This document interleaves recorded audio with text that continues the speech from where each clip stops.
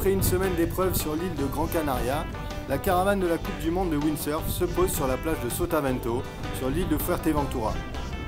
L'organisation programme chaque année 2 ou 3 compétitions aux Canaries, car les statistiques de vent y sont très favorables en été.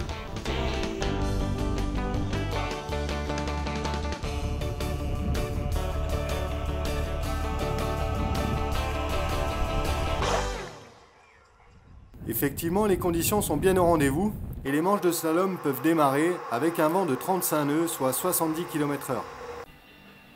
Si l'on se demande pourquoi Antoine Albo est champion du monde de la discipline pour la 4e année consécutive, c'est tout simplement qu'il surclasse ses adversaires en vitesse et en contrôle.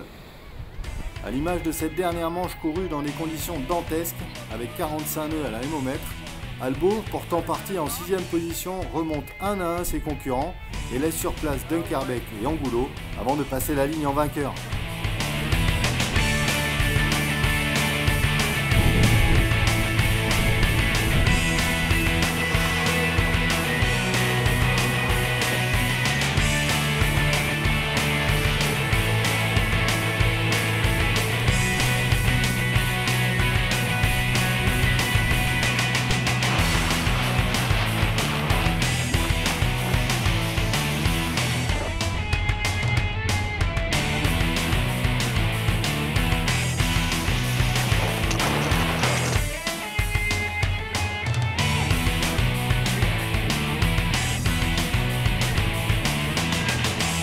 Après 5 journées intenses pour les slalomers, c'est au tour des freestylers de s'exprimer.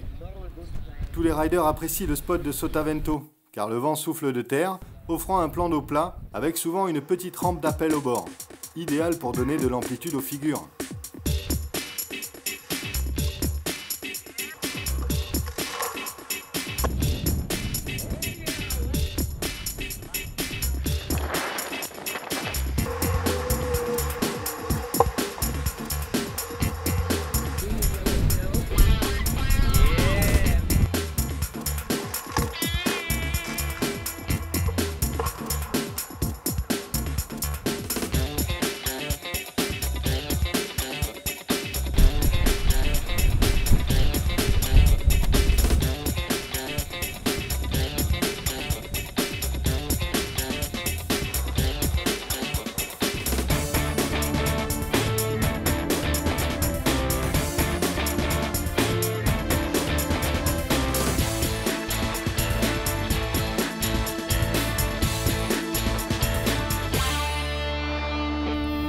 L'Alizé souffle toujours fort et le comité de course met en place un format où les 4 meilleures manœuvres sont prises en compte.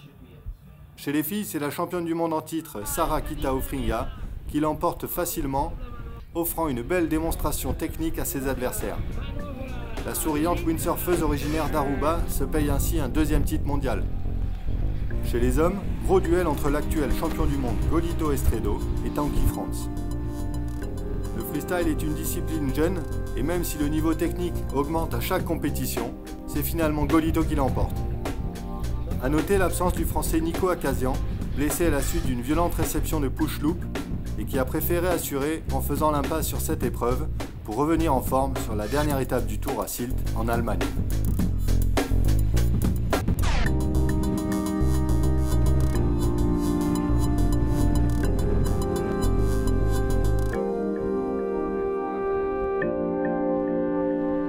Yeah.